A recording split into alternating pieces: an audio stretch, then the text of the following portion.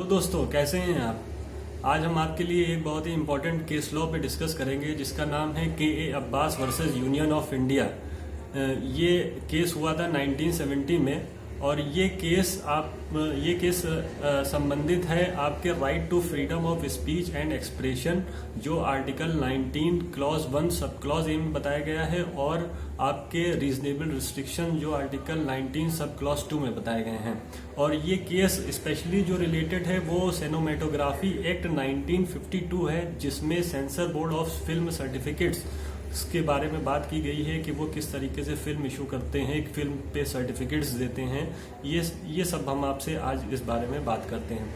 तो सबसे पहले हम ये चीज़ देख लेते हैं कि हमें जो इस केस में जो पिटिशनर्स हैं, जो रिस्पोंडेंट हैं, वो कौन कौन हैं। तो इस केस में जो पिटिशनर्स हैं वो आपके प्रोड्यूसर हैं, डायरेक्टर हैं, राइटर हैं, जर्नलिस्ट हैं और मेकर ऑफ द फिल्म जो है इसके पिटिशनर्स हैं। और जो इसके रिस्पोंडेंट्स हैं वो आपके sensor boards of film certifications. ये एक ऐसी रेगुलेटरी बॉडी होती है जो कि सिनेमेटोग्राफी एक्ट 1952 के तहत ये कॉन्स्टिट्यूट होती है।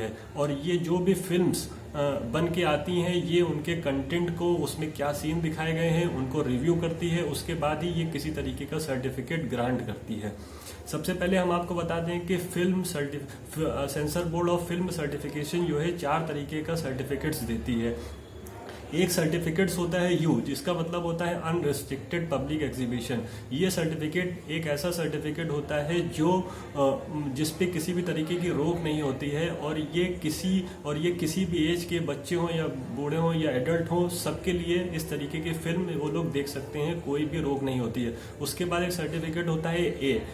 ये सर्टिफिकेट केवल उन्हीं फिल्म्स के लिए दिया जाता है और जो केवल एडल्ट्स के लिए बनाते हैं। मतलब ये फिल्म है, अगर किसी फिल्म के ये सर्टिफिकेट दिया गया है तो इसका मतलब वो फिल्म सिर्फ एडल्ट्स ही देख सकते हैं। एक सर्टिफिकेट होता है यूए का मतलब होता है अंडर पेरेंटियल गार्डन।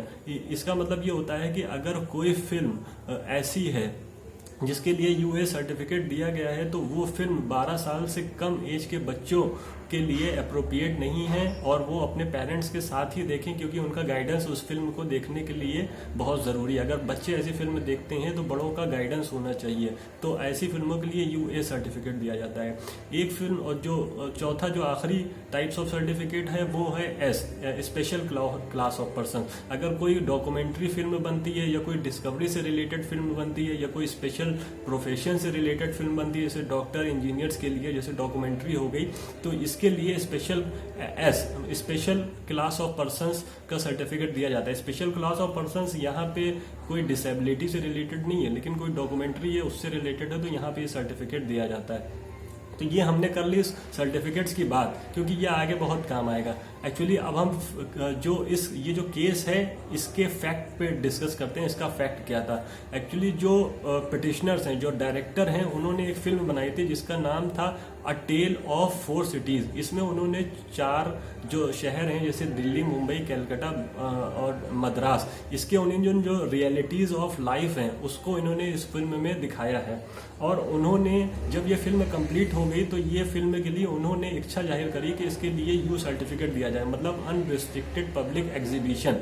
तो जैसा कि हम आपको बता दें कि सिनेमेटोग्राफी एक्ट 1952 के अंदर एक सबसे पहले जो आपकी कमेटी आती है जिसका नाम होता है एग्जामिनिंग कमेटी। जब कोई फिल्म बन के आती है तो सबसे पहले एग्जामिनिंग कमेटी के पास आती है। तो एग्जामिनिंग कमेटी उस फिल्म के कंटेंट को चेक करती है, अगर किसी भी तरीके का कोई लूप होल होता है तो उसको वो वापस करती है और रिमूव करने को कहती है।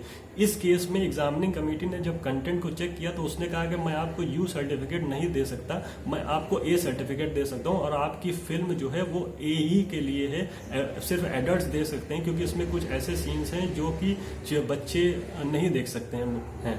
तो उसके बाद जब एग्जामिनिंग कमेटी के ऑर्डर के खिलाफ वो आपके पिटिशनर जो है रिव्यूइंग कमेटी में गए। रिव्यूइंग कमेटी भी एक ऐसी कमेटी है जो सिनेमेटोग्राफी एक्ट 1952 के तहत कॉन्स्टिट्यूट होती है और ये एग्जामिनिंग कमेटी से जो व्यक्ति सेटिस्फाइड नहीं होता उसके ऑर्डर से तो वो रिव्यूइंग कमेटी में चला जाता है।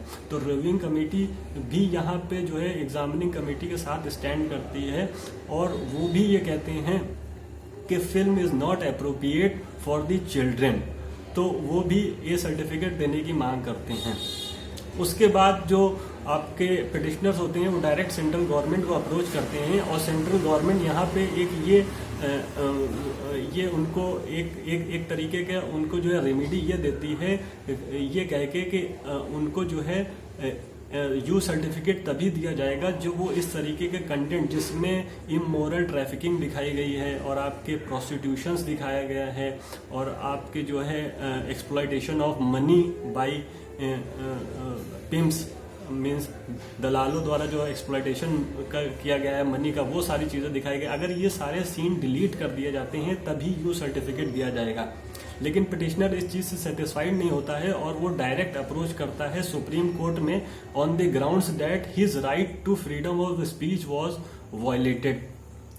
अब जो कोर्ट के सामने जो आर्ग्यूमेंट होता है, जो कोर्ट के सामने प्रश्न पिटिशनर रखता है, वो ये रखता है कि भाई जो प्री सेंसरशिप है, प्री सेंसरशिप का मतलब होता है प्रायर रिस्ट्रेन ऑन फिल्म्स। मतलब जब भी कोई फिल्म तैयार हो जाती है तो उसको सिनेमा में आने से पहले उस पर रोक लगा दी जाती है। रोक तभी लगती है जब उसके फिल्म के कंटेंट नहीं सही होते हैं या उसके सर्टिफिकेट जो वो सर्टिफिकेट चाहता है वो सर्टिफिकेट उसको मिलता नहीं है।